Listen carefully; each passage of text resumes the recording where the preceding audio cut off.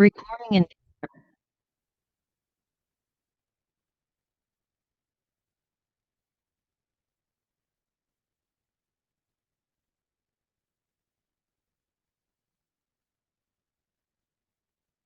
ओम शांति।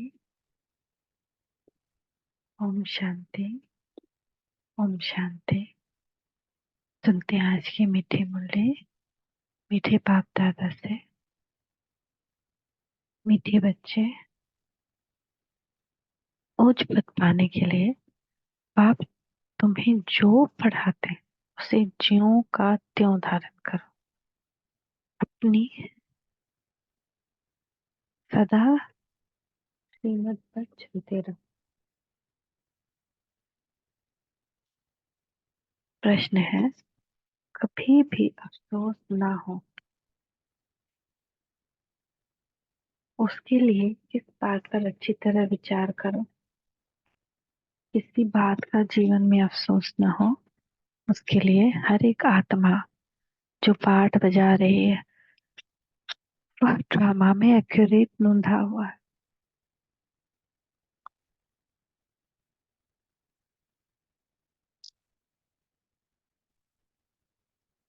यह अनादि और अविनाशी ड्रामा है।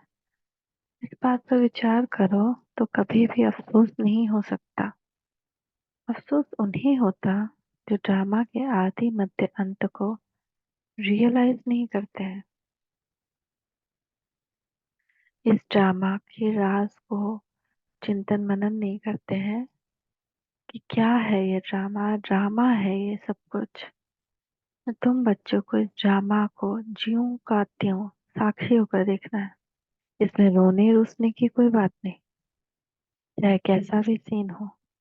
न हमारा मोह है तो सीन दर्दनाक लगता है, लेकिन वही अगर कोई रोड का कर रहा हो तो हमको कुछ नहीं फर्क पड़ता। तो लगाव के साथ सीन को नहीं देखेंगे। लगाव के साथ सीन को देखेंगे तो रोना आएगा, मन दुखी होगा, किसी की बात बुरी लगेगी, किसी का व्यवहार बुरा लगेगा। लेकिन जो है ड्रामा, जिसका जो रोल है उसका ज्यों का त्यों साक्षी होकर दिखना, यही प्रैक्टिस करना। अचानक बातें आएंगी, रेडी होकर रहना है ना। ओम शांति।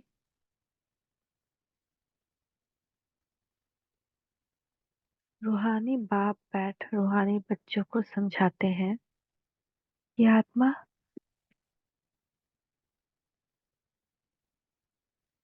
कितनी छोटी है, बहुत छोटी है। छोटी से छोटी आत्मा से शरीर कितना बड़ा देखने में आता है। छोटी आत्मा अलग हो जाती है तो फिर कुछ भी नहीं देख सकती। आत्मा के ऊपर विचार किया जाता है, इतनी छोटी बिंदी क्या क्या काम करती है। मैग्नीफाई ग्लास होते हैं, उनकी छोटे छोटे हीरो को देखा जाता है, कोई दाग आदि तो नहीं है। तो बाबा तो जवानी थे तो बता रहे हैं कि मैग्नीफाई ग्लास से हीरो को देखते हैं कि उसके अंदर कोई दाग तो नहीं है, कोई फ्लॉ तो नहीं है। तो आत्मा भी कितनी छोटी है, कैसे मैग्नीफाई ग्लास है जिसे देखते हो, वैसी कहाँ है। और तो हम आत्मा को किस मैग्नीफाई ग्लास से देख सकते हैं, कहाँ रहती है, क्या कनेक्शन है। इन आंखों से इतना बड़ा धरती आसमान देखने में आता है। बिंदी निकल जाने से कुछ नहीं रहता ना। अगर हमारे अंदर से ये छोटी बिंदी निकल जाए तो ये क्या है, शरीर कुछ काम का है। जैसे बिंदी भाव वैसे बिंदी आत्मा। इतनी छोटी आत्मा प्योर इम्प्योर बनती है। ये बहुत विचार करने की बातें हैं। दूसरा कोई नहीं जानते आत्मा क्या है, परमात्मा क्या है। इतनी छोटी आत्मा शरीर में रह क्या क्या बनाती है ना। आत्मा छोटी सी है, इतनी छोटी शरीर के अंदर है, शरीर को यूज करके क्या से क्या बना देती है ना। इतना बड़ा बड़ा डिस्कवरी कर देती है, घर का काम काज कर देती है, क्या क्या देखती है। उस आत्मा में सारा पार्ट भरा है 84 का। वह कैसे काम करती है, वंडर है ना। कैसे काम करती है ना, शरीर में आती है, जैसे ही शरीर में आती है चुलबुल शुरू हो जाता है। शरीर शरीर में नहीं है तो शरीर एकदम निढाल है, जैसे सोते हैं तो सोते तो आत्मा निकल जाती है, तो शरीर कैसा निढाल हो जाता है, और जैसे ही आती है तो सब चुटपुट करना शुरू करता है। ऐसे ही घर में जब तक 4-5 महीने तक आत्मा जब नहीं है तो धड़कन भी नहीं है। जैसे ही आती है ऐसे धड़कन शुरू हो जाता है। तो कितना वंडर है ना, ये कैसे काम करती है, पूरा शरीर में कैसे वो अपना ऊर्जा भेज देती है, वो एक एक शरीर पर कैसे कंट्रोल नियंत्रण कर लेती है। तो हम सोचे हमें आत्मा कितनी शक्तिशाली है, एक भी पूरे बॉडी के एक एक सेल को कंट्रोल कर रहे हैं, एक एक प्रणाली को कंट्रोल कर रहे हैं, चाहे वो हृदय की प्रणाली हो या सर्कुलेटरी सिस्टम, सब आत्मा की ऊर्जा से ही तो चल रही है। तो हम और क्या कुछ नहीं कर सकते? क्या हम कर्मेंद्रिय पर कंट्रोल नहीं कर सकते?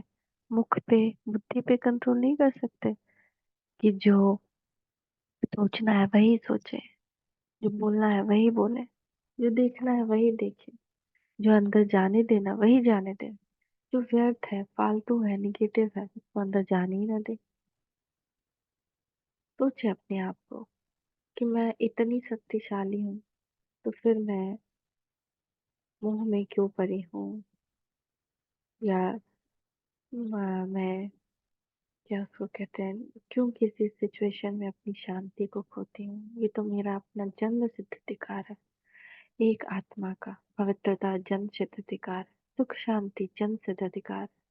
और हम ब्राह्मण आत्माओं का तो विजय भी जन्म सिद्ध अधिकार है। अपना जन्म सिद्ध अधिकार को किसी की बात से हम खो दें, अपनी आजादी खो दें, मन को आजाद रखें, किसी भी सिचुएशन में मन को व्यथित नहीं करिए, दुखी नहीं करिए। ड्रामा है, ड्रामा को साक्षी होकर देखिए। जैसे मूवीज देखते, सब आत्माएं मरती नहीं है, अजर अमर अविनाशी है। इस बात को गहराई से सोचे और हृदय में धारण करें।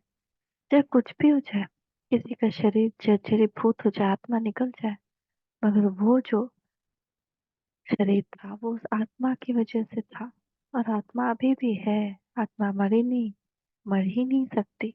बार बार बार बार फिर वही सीन आएगा, 5,000 वर्ष बाद फिर से हम इन्हीं लोगों के साथ होंगे।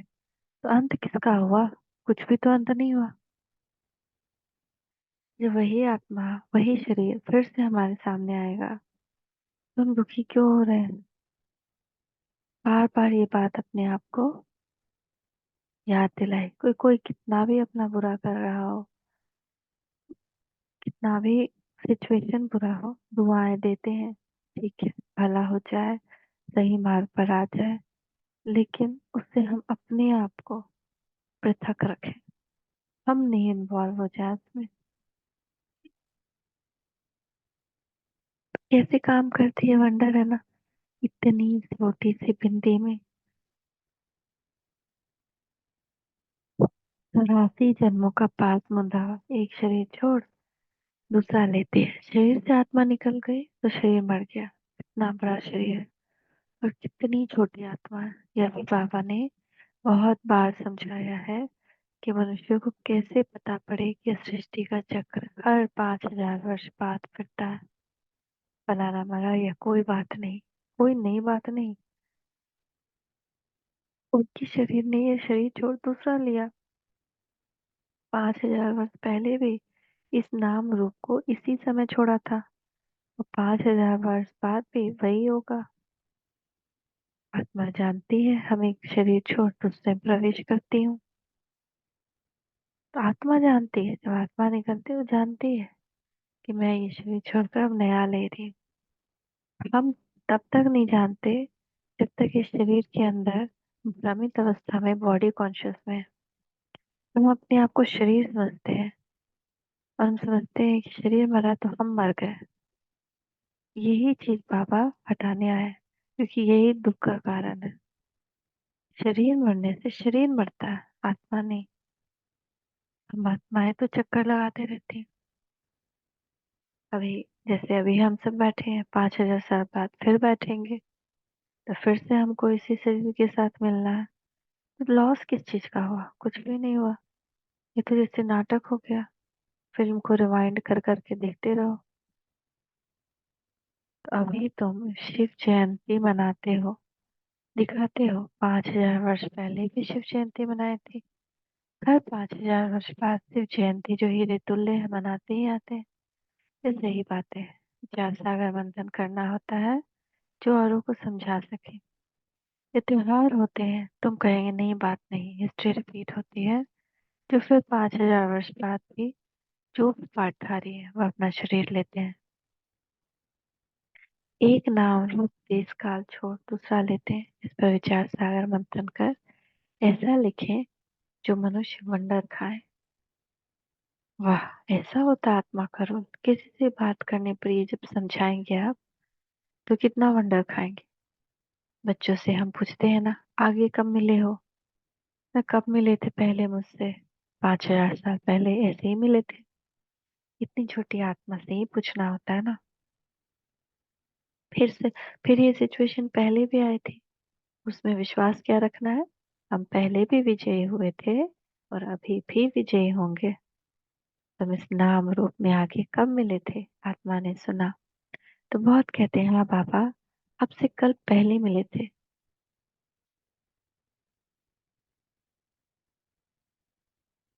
सारा ड्रामा का पार्ट बुद्धि में है।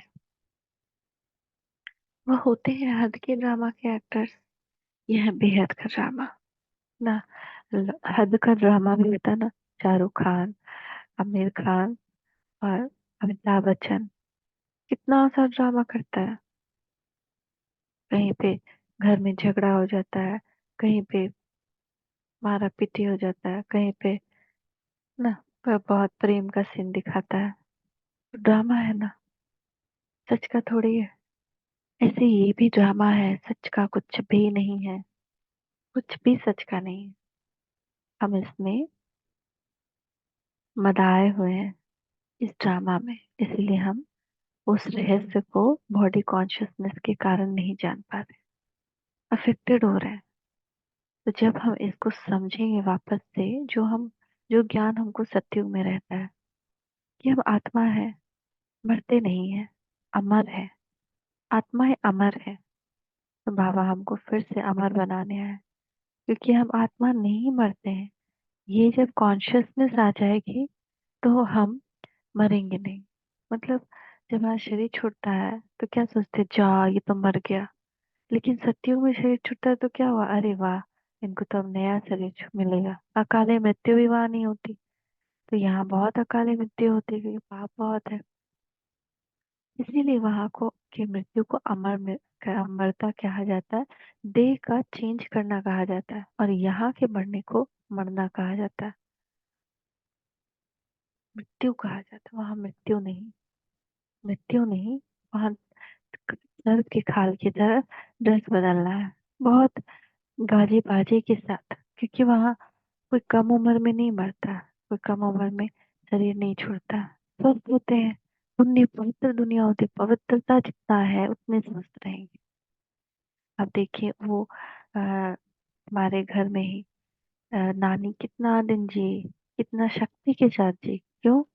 बहुत कम उम्र में ही पति की मौत हो गई, तथा बहुत सालों तक रही। उस पवित्रता के बल पर कितना दिन जी, और कितना खटखट होकर काम की। तो पवित्रता जिसके अंदर है उसके अंदर शक्ति है। पवित्रता नहीं तो कमर दर्द, ये दर्द, वो दर्द, ये बीमारी, वो बीमारी, सब कुछ। ये बाबा हमको पवित्र बनाकर कई जन्मों का, 21 जन्म तो मिनिमम, लेकिन कई जन्मों का स्वस्थ जीवन देते हैं, सुखी जीवन देते हैं। पवित्रता नहीं तो सुख भी नहीं। हम सोच रहे हैं चलो अपवित्रता अपना ले ना, बाबा जो कह रहे छोड़ो, इस आत्मा को सुखी कर दे, इस आत्मा की बात मान ले। लेकिन नहीं, सुख मिल ही नहीं सकता, दुख ही दुख है। कोई ना कोई सजा उस अपवित्रता की मिलेगी ही मिलेगी। आज इतना, आप देखें पहले के जमाने में सी सेक्शन कम होता था, अब सी सेक्शन बढ़ गया। क्यों? अपवित्रता के कारण चीरा जा रहा है शरीर को। पहले आराम से, क्योंकि पहले अपवित्रता कम थी।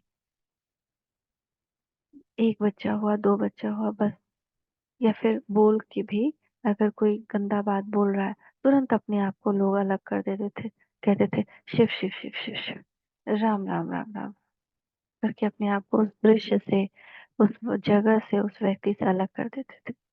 किसी के बारे में न बुरा सोचते थे, न बुरा देखते थे, इतना कंट्रोल अपने मन बुद्धि पे था।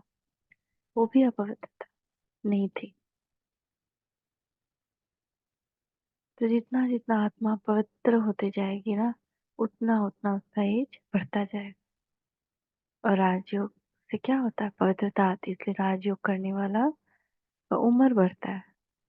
और कोई कहता है अरे नींद करो, नींद नहीं कर रहे हो, नहीं इससे बीमारी बढ़ेगा, हो ही नहीं सकता। जो भी हमारे अंदर की बीमारी है, हमारे पिछले कर्मों का फल है।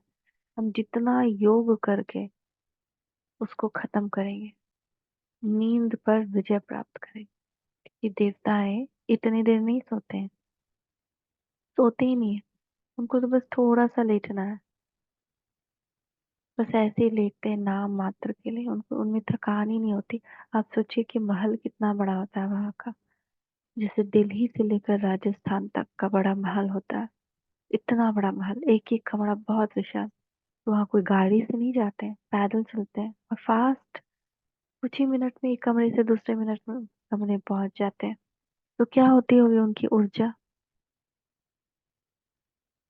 जिनकी संकल्प करने से ही कमरे का लाइट चेंज हो जाए। चारों तरफ महल में हीरे, और हीरो का लाइट चेंज होता है आत्मिक स्थिति से उनकी। अगर उनका प्रेम का मन है तो हरा कलर हो जाता है। अगर वो शक्तिशाली महसूस करें तो लाल, जैसा वो मन चाहे कमरे का लाइट बदल देते हैं, बस अपनी आत्मिक शक्ति से। तो कितना होता हो आत्मिक शक्ति, आत्मिक शक्ति से बच्चे होते हैं, आत्मिक शक्ति से खाना पकता है, आत्मिक शक्ति से पुष्पक विमान उड़ता है, और इसी आत्मिक शक्ति से प्रजा चलती है। वहां कोई पुलिस नहीं होता, वहां कोई ये लॉयर नहीं होता, वहां कोई कोर्ट नहीं होता, वहां कुछ बुराई नहीं होती। कैसे? हम ही तो वो आत्मा वहां भी रहती, यहाँ भी है। हम दोनों, हम ही वहां भी है, यहाँ भी है। तो हमें क्या फर्क आ गया, जो वहां हम ऐसे हैं, यहाँ ऐसे हैं। बॉडी कॉन्शियसनेस, आत्मा है, हम भूल गए। आत्मिक बल खत्म हो गया, अपवित्रता भर गई, काम क्रोध लोभ मोह अहंकार से काले हो गए। तो सब सोचने का बात है कि आत्मा ही हम ही है, वो आत्माएं जो 84 जन्म बजाती है, और हमारे अंदर वो रोल रहता है। ऐसे नहीं परम धाम में हम है तो बाबा धक्का दे के भेजते हैं, जाओ आप सत्युग। जैसे बाबा धरती पे आया, अपने आप आया, ऐसे हम अपने आप ही सत्युग जाते हैं, अपने आप ही जब टाइम आएगा शरीर छोड़ देंगे। सब कुछ हो रहा है, हमको इतना चिंता करने की जरूरत नहीं, अपने आप होता रहे। हमको बस वो करना है जिससे हम अपने अंदर की गंदगी को निकाल सके, क्योंकि ये भी ड्रामा में नूंद है कि हम पुरुषार्थ करेंगे। तो सोचें कि बेहद का ड्रामा, ये हद का ड्रामा, और हम है बेहद के ड्रामे में। और ये ड्रामा बड़ा एक्यूरेट है, एक सेकंड बाय सेकंड सेम, जो पहले रिपीट हुआ वही रिपीट हो रहा है। में जरा भी फर्क नहीं पड़ सकता। अब बाइस्कोप होते हैं, हद के मशीन पर चलते हैं, दो चार रोल भी हो सकते हैं जो फिरते हैं। यह तो अनादि अविनाशी, कभी इस ड्रामा का विनाश नहीं होता, अविनाशी एक ही बेहद का ड्रामा है। इसमें कितनी छोटी आत्मा एक पार्ट बजाए फिर दूसरा बजाती है। 84 जन्मों का कितना बड़ा फिल्म रोल होगा। यह कुदरत है, कोई की बुद्धि में बैठेगा। है तो रिकॉर्ड मिसल, बड़ा वंडरफुल है। 84 लाख तो हो ना सके, 84 का ही चक्कर है। 84 के चक्कर में तो ये हालत हो गया, 84 लाख रहता तो क्या होता। तो इनकी पहचान कैसे दी जाए, अखबार वालों को भी समझाओगे तो डालेंगे, मैगजीन में भी घड़ी घड़ी डाल सकते हैं। हम इस संगम के समय की ही बातें करते हैं। सत्युग में तो ये बातें होंगी नहीं, न कलयुग में होंगी। जानवर आदि जो भी कुछ है सबके लिए कहेंगे, फिर 5,000 वर्ष बाद देखेंगे, फर्क नहीं पड़ सकता। ड्रामा की सारी नोंद यहाँ की जानवर जो है सत्युग में नहीं होते। डरावने डरावने खूंखार जानवर, सांप बिच्छू, ये सब वहां नहीं होता। वहाँ बहुत सुंदर सुंदर जानवर, सौम्य सौम्य जानवर होते हैं। हाँ, टाइगर होता है, लेकिन टाइगर भी जो होता है ना,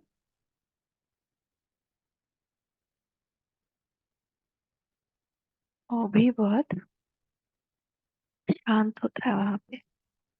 बकरी के साथ घूमता है, खाता नहीं है उसको।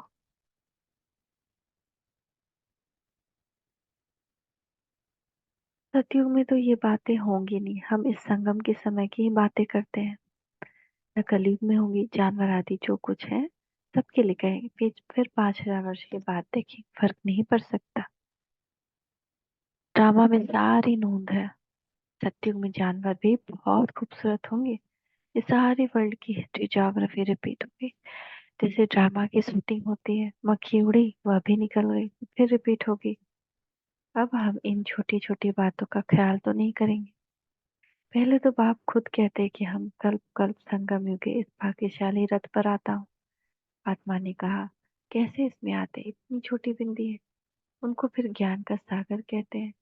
यह बातें तुम बच्चों में भी जो समझू है वह समझ सकते हैं। हर 5,000 वर्ष के बाद में आता हूँ। कितनी यह वैल्यूएबल पढ़ाई है। पूरे कल्प में देहधारी ही कुछ ना कुछ पढ़ाएगा, और वो उसी जन्म के लिए होगा, आगे नहीं जाएगा। लेकिन यहाँ भगवान आकर पढ़ा रहे हैं, आज्ञा दे रहे हैं, फरमान दे रहे हैं ना। तो ये पढ़ाई जो हम पढ़ेंगे, ये कल्प कल्प के लिए, मतलब ये इस जन्म के लिए नहीं, कई जन्म के लिए। जितना पढ़ेंगे उतना कैरी होगी। अभी जो धन कमा रहे हैं, वो धन जो है वो इस जन्म में खत्म हो जाएगा। चाहे पहले मर जाए या विनाश के साथ, सब यही खत्म हो जाए, आगे नहीं। लेकिन जो हम बाबा की सेवा में, बाबा के कार्य में लगा रहे हैं, वो फिर आगे मिलेगा। और फिर कभी जीवन में पैसे का कभी कोई दिक्कत नहीं आएगा। बाबा इतना देगा, एक का मिलियन मिलियन देता है।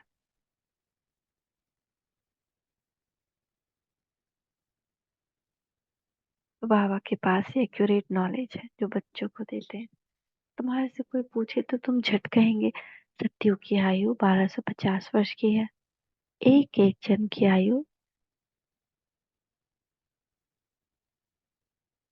150 वर्ष होती है। कितना पार्ट बचता है, 150 वर्ष, सोचिए कितना जीते होंगे। अभी कितना हो गया हमारा, 60। 60 और वर्ष, और उसमें भी और 30 और, यानी अगर आप लोग का 60 हुआ तो सत्युग में रहते तो भी और कितना जीते, 60 + 30, 90 और। बाप रे, सोच सकते हैं, है ना। अभी 40 मेरा हुआ तो हम और 110 और, तो कितना बड़ा जीवन होता है वहाँ। कितना पार्ट बचता है, कितना एंजॉय करते हैं। बुद्धि में सारा चक्र फिरता है। हम 84 जन्म लेते हैं, सारी सृष्टि में ऐसे चक्र फिरती रहती है। यह अनादि अविनाशी बना बनाया ड्रामा है। एक सेकेंड, कोई कॉल आ रहा, ऑनलाइन ही रहिएगा।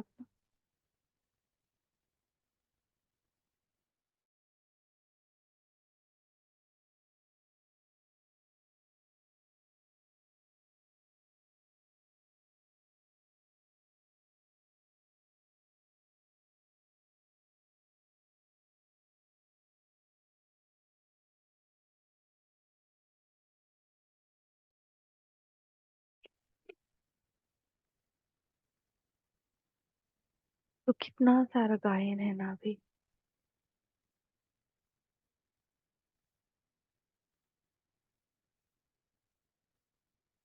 ये अनादि अविनाशी बना बनाया ड्रामा, इसमें नई एडिशन हो नहीं सकती।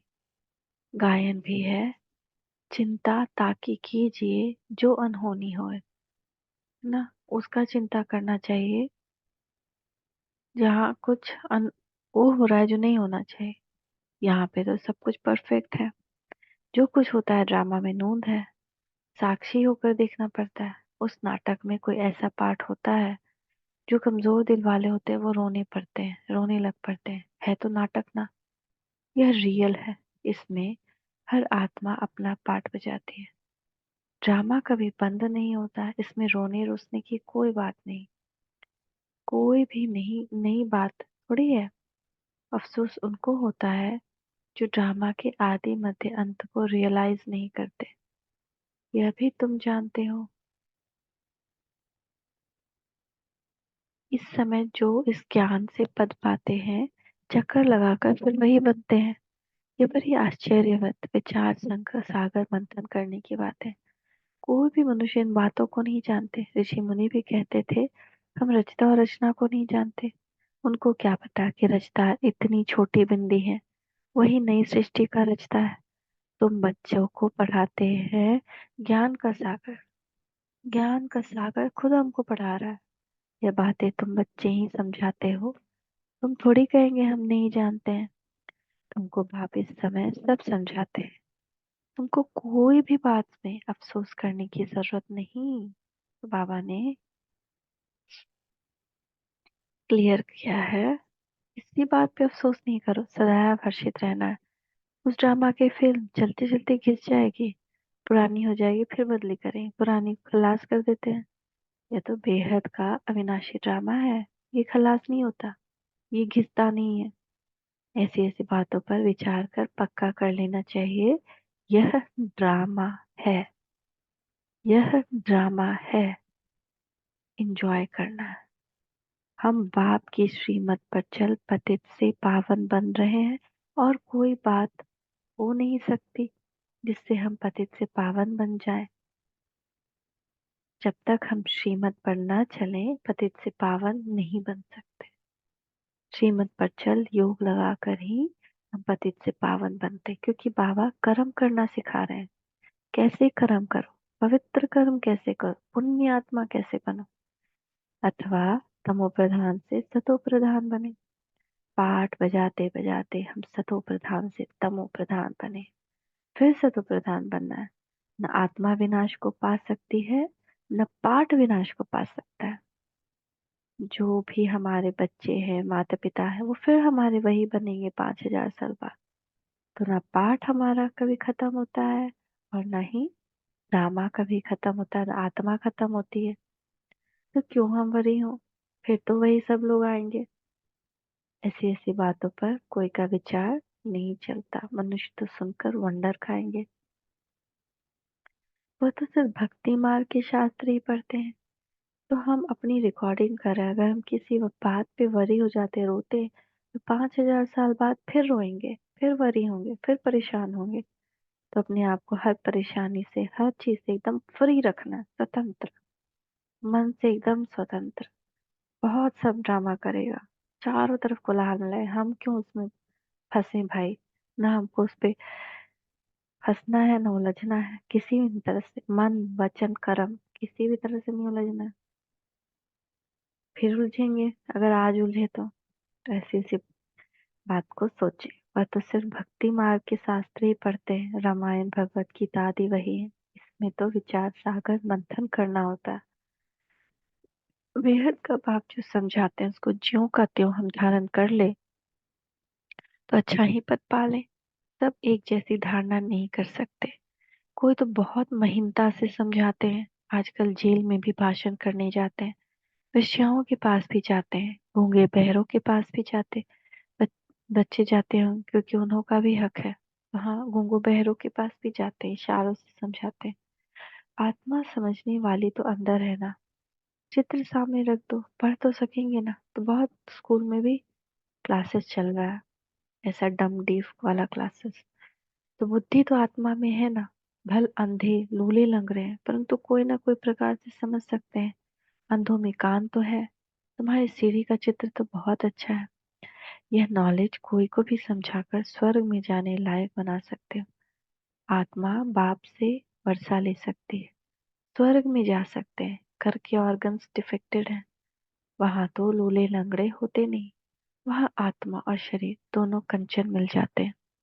प्रकृति भी कंचन है, नई चीज जरूर सतो प्रधान होती है। यह भी ड्रामा बना हुआ है, एक सेकंड न मिले दूसरे से कुछ न कुछ फर्क पड़ता है। ऐसे ड्रामा को ज्यों का त्यों साक्षी होकर देखना है। यह नॉलेज तुमको अब मिलती है, फिर कभी नहीं मिलनी है। आगे यह नॉलेज थोड़ी थी। यह अनादि अविनाशी बना बनाया ड्रामा कहा जाता है। इसको अच्छी रीति समझ और धारण कर किसी को समझाना है। तुम ब्राह्मण ही इस ज्ञान को जानते हो। यह तो चोप चीनी ताकत की दवा तुमको मिलती है। अच्छे से अच्छी चीज की महिमा की जाती है। नई दुनिया कैसे स्थापन होती है, फिर से यह राज्य कैसे होगा, तुम्हारे में भी नंबरवार जानते हैं। जो जानते हैं वह दूसरों को समझा भी सकते हैं। बहुत खुशी रहती है, किन्हों को तो पाए की भी खुशी नहीं है। सबका अपना अपना पाठ है। जिनको बुद्धि में बैठता होगा, विचार सागर मंथन करते होंगे तो दूसरों को भी समझाएंगे। तुम्हारी यह है पढ़ाई जिससे तुम यह बनते हो। तुम कोई को भी समझाओ कि तुम आत्मा हो। आत्मा ही परमात्मा को याद करती है। आत्मा सब ब्रदर्स हैं। अब इसमें भी एक और बात में हम लोग ये करें, जिनको भी आसपास देख रहे हैं, चाहे वो पति है या बच्चा है या माँ है, बहन है, बाप है, भाई है, सास है, ससुर है, कोई भी है, सबके अंदर आत्मा है। जैसे एक कमल हसन एक ही व्यक्तित्व कई कई तरह के रोल कर लेता है। कभी वो औरत का कर लेता है, कभी वो मर्दाना का कर लेता है, कभी वो डॉक्टर बन जाता है, कभी पुलिस बन जाता है ना। एक ही है। ऐसे ही हर आत्मा भी एक ही है। मेल फीमेल, सास और बेटा ऐसे नहीं है। आत्मा है। जैसे ही वो धरती पे आती है तो प्रकृति उसको उसका कॉस्ट्यूम देती है। लो, ये तुम्हारा कॉस्ट्यूम, अब तुमको इस कॉस्ट्यूम में एक्टिंग करनी है, इस घर में जाना है। जो जिस तरह के समय में आता है, जो कॉस्ट्यूम लेके आता है, वैसी एक्टिंग करता है। लेकिन वो सब तो एक नाटक है। सच क्या है? हम सब आत्माएं ब्रदर्स हैं। हम सब के घर एक हैं, हम सब के पिता एक हैं। तो सब हम सब क्या हो गए? भाई भाई। इसीलिए हम कहते थे, स्कूल में भी गाते थे प्रेयर में, all Indians are my brother and sisters. क्यों? एक ही प्रजापिता के बच्चे हो गए। और परम धाम में और भारत चीनी भाई भाई, वो क्यों कहते हैं? क्योंकि सब एक ही भगवान के बच्चे हैं, एक ही जगह रहते हैं, एक ही घर है, एक ही बाप है। तो हम आप सब आपस में ब्रदर्स हैं। तो कहावत है, गॉड इज, बाकी सब मनुष्यों में आत्मा है। सब आत्माओं का परलौकिक बाप एक है। जो पक्की निश्चय बुद्धि होंगे उनको फिर कोई फिरा नहीं सकते। ये तो हम भूल गए तो विकार में चले गए। ये बात याद रहती है सत्युग में तो विकार में नहीं जाते, कि हम सब भाई भाई हैं। कच्चों को जल्दी फिरा देंगे। सर्वव्यापी के ज्ञान पर कितनी डिबेट करते हैं, वह भी अपने ज्ञान पर पक्के हैं। हो सकता है हमारे ज्ञान का ना हो, उनको देवता धर्म का कैसे कह सकते हैं? अगर कोई देवता धर्म का नहीं है तो उनको कितना भी समझाए समझ में नहीं आए। हम सब समझ रहे हैं क्योंकि हम आदि सनातन देवी देवता धर्म वाले हैं। आदि सनातन देवी देवता धर्म तो प्राय लोप है। तुम बच्चों को मालूम है, हमारा ही आदि सनातन धर्म पवित्र प्रवृत्ति वाला था।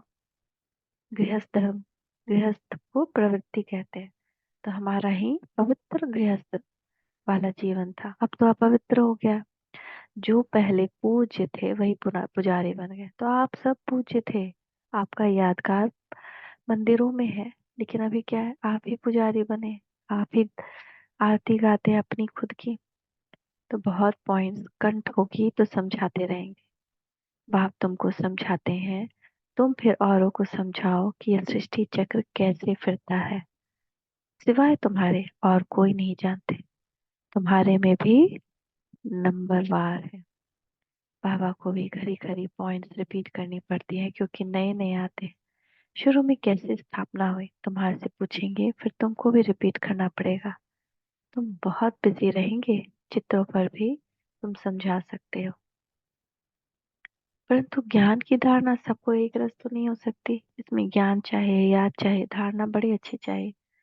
सतो प्रधान बनने के लिए बाप को याद करना जरूरी है। कई बच्चे तो अपने धंधे में फंसे रहते, कुछ भी पुरुषार्थ नहीं करते। यह भी ड्रामा में नोंद है। कल पहले जिन्होंने जितना पुरुषार्थ किया है उतना ही करेंगे। पिछाड़ी में तुमको एकदम भाई भाई होकर रहना है। नंगे आए हैं, नंगे जाना है।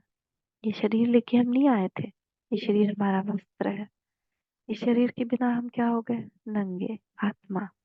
तो हम बिना शरीर के आए थे, बिना शरीर के जाना है। लेकिन आत्मा सब क्या समझ लेता है, बिना ये वाला जो कपड़ा पहने हुए है ना, कॉटन वाला, सिंथेटिक वाला, बिना इस कपड़े के आए थे, बिना इस कपड़े के जाना, ये थोड़ी अर्थ है।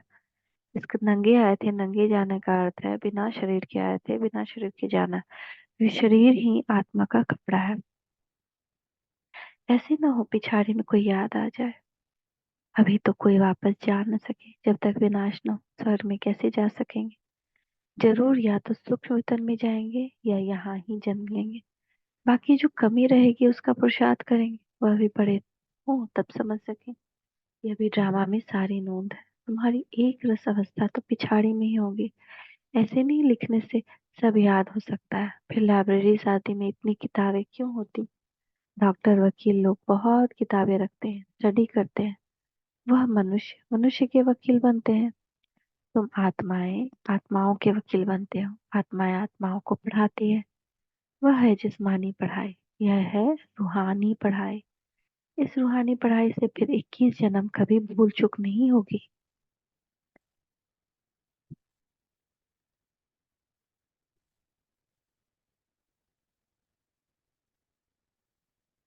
माया के राज्य में बहुत भूल चूक होती है, जिसके कारण सहन करना पड़ता है। जो पूरा नहीं पढ़ेंगे तो कर्मातीत अवस्था को नहीं पाए, तो सहन करना ही पड़ेगा। अगर हम कर्मातीत अवस्था को अभी नहीं पाते हैं, पूरा नहीं पढ़ते हैं, तो बहुत सारी सजाएं सहनी पड़ेंगी। फिर पद भी कम हो जाएगा। तो विचार सागर मंथन कर औरों को सुनाते रहेंगे, तब चिंतन चलेगा। बच्चे जानते हैं, कल पहले भी ऐसे बाप आया था जिसकी शिव जयंती मनाई थी। लड़ाई आदि की तो बात ही नहीं। बस सब है शास्त्रों की बातें। यह पढ़ाई आमदनी में खुशी होती है। जिनको लाभ होते हैं उनको जास्ती खुशी होती है। कोई लखपति भी होते हैं, कोई कखपति भी होते हैं, अर्थात थोड़े पैसे वाले भी होते हैं। तो जिनके पास जितने ज्ञान रतन होंगे उतनी खुशी भी होगी। अच्छा, मीठे मीठे सिके लधे बच्चों प्रति माता पिता बाप दादा का याद कर गुड मॉर्निंग। रूहानी बाप की रूहानी बच्चों को नमस्ते। रूहानी बच्चों की रूहानी माता पिता बाप दादा को याद प्यार गुड मॉर्निंग, नमस्ते बाबा, नमस्ते, शुक्रिया पापा, शुक्रिया। धारणा के लिए मुख्य सार। चार सागर मंथन कर स्वयं को ज्ञान रत्नों से भरपूर करना है। ड्रामा की राज को अच्छी रीति समझकर दूसरों को समझाना है। किसी भी बात में अफसोस न कर सदा हर्षित रहना है। अपनी अवस्था बहुत काल से एक रस बनानी है, ताकि पिछाड़ी में एक बाप के सिवाय दूसरा कोई याद ना आए।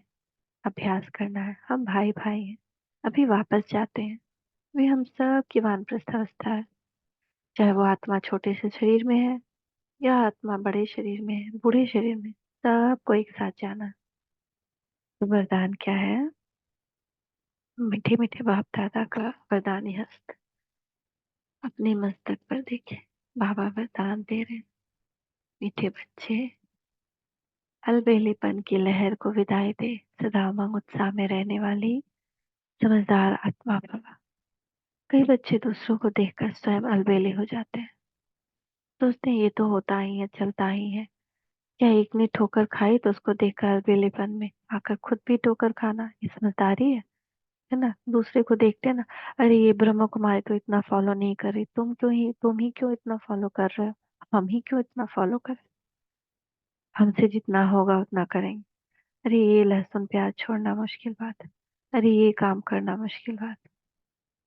तो ऐसे अलबेलेपन में आते हैं ना, तो अलबेलेपन की सजा मिलती है, बाप का फरमान है। जो जो जिसने फरमान जो बरबाद हुआ उसको अच्छा फल मिलेगा। जो ना फरमानदार बना, चाहे किसी को देख के भी बना, ये उसका अपना अलबेलापन है, तो समझदारी नहीं है।